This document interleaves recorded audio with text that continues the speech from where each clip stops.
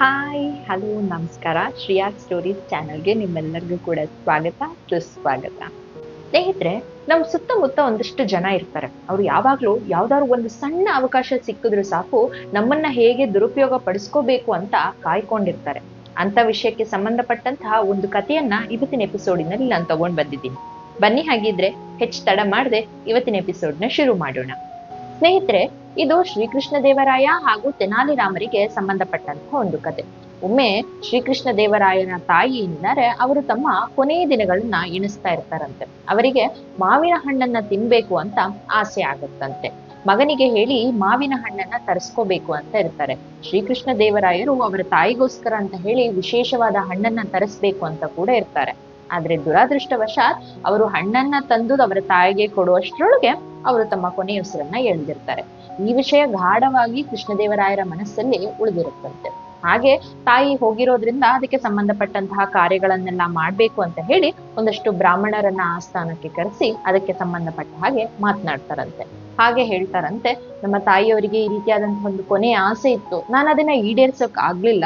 ಅದು ನನಗೆ ಯಾಕೋ ಪಶ್ಚಾತ್ತಾಪ ಆಗ್ತಾ ಇದೆ. ಇದಕ್ಕೇನಾದ್ರೂ ಒಂದ್ ಒಳ್ಳೆ ಪರಿಹಾರ ಇದ್ರೆ ಹೇಳಿ ಅಂತ ಆ ಬ್ರಾಹ್ಮಣರ ಬಳಿ ಕೇಳ್ತಾರಂತೆ.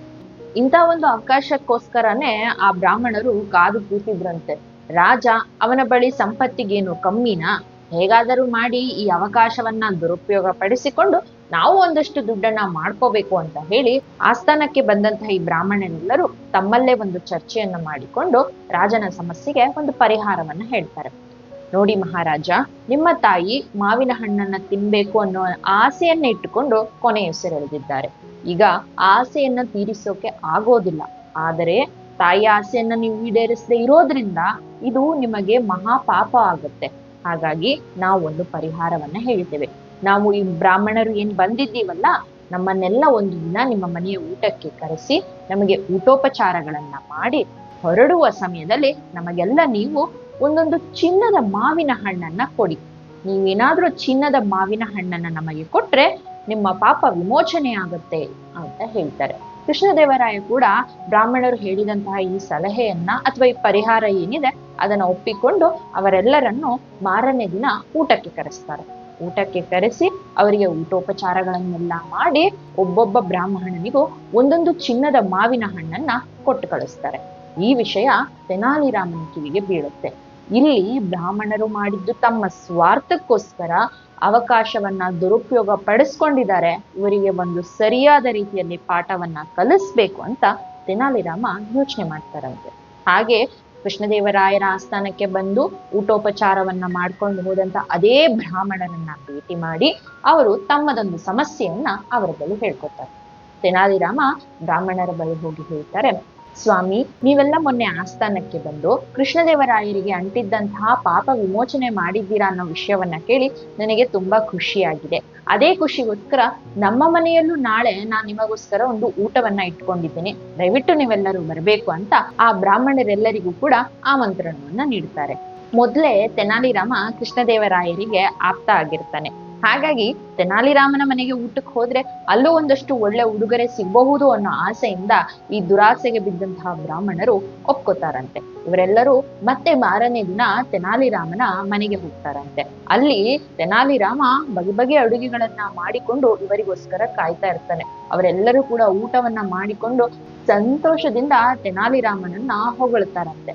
ಹಾಗೆ ಒಂದು ವಿಷಯವನ್ನ ಆ ಸಮಯದಲ್ಲಿ ತೆನಾಲಿ ರಾಮ ಪ್ರಸ್ತಾಪ ಮಾಡ್ತಾನೆ. ಅದೇನಂದ್ರೆ, ಸ್ವಾಮಿ, ನೀವೆಲ್ಲರೂ ಕೃಷ್ಣದೇವರಾಯರಿಗೆ ಅಂಟಿದಂತಹ ಪಾಪವನ್ನ ವಿಮೋಚನೆ ಮಾಡಿದ್ದೀರಾ.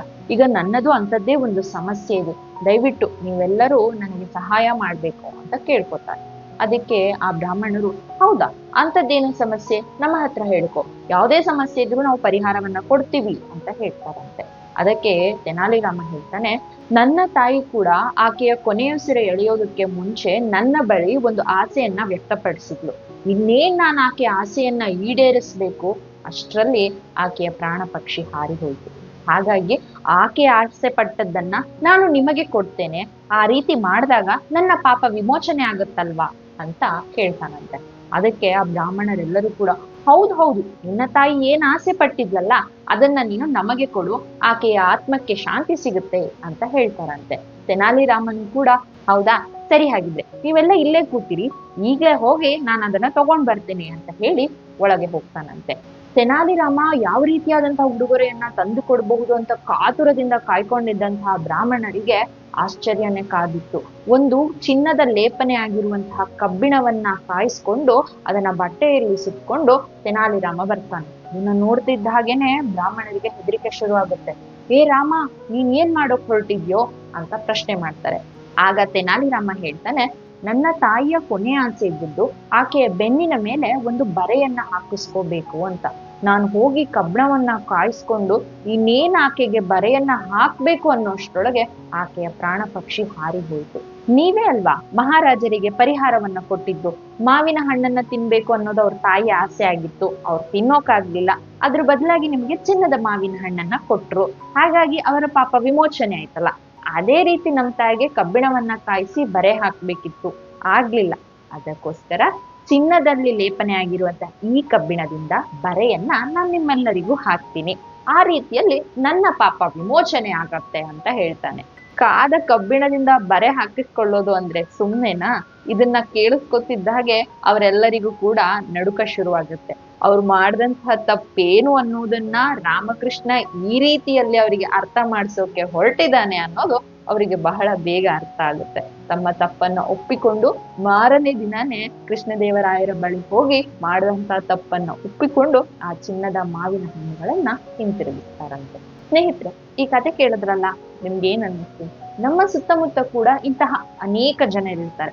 ಒಂದು ಸಣ್ಣ ಅವಕಾಶ ಸಿಕ್ಕಿದ್ರು ಸಾಕು, ನಮ್ಮ ಮುಗ್ಧತೆಯನ್ನ ದುರುಪಯೋಗ ಪಡಿಸ್ಕೊಳ್ಳೋದಕ್ಕೆ ಕಾಯ್ತಾ ಇರ್ತಾರೆ. ನಾವು ಸಹ ಅವರನ್ನ ನಂಬಿ ಅವ್ರು ಹೇಳದ ಹಾಗೆ ಮಾಡ್ತೀವಿ.